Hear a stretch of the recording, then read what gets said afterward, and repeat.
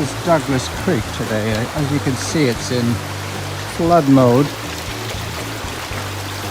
Normally there's just a trickle coming through here.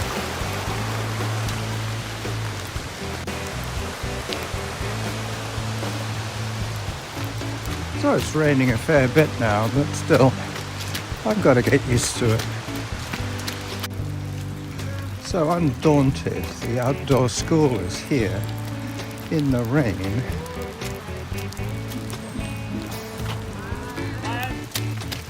So I'm halfway to my goal already, so 250 calories burnt so far. Another 250 will get me home, and then I go out later and burn a few more, going to visit my son.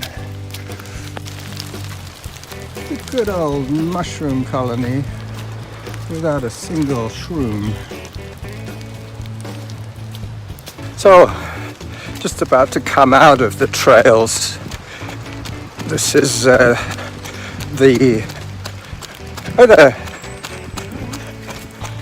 this is the old tree graveyard.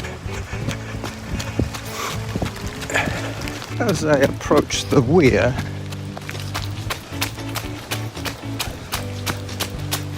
very soon I'll be back on the suburban streets. So this is the weir.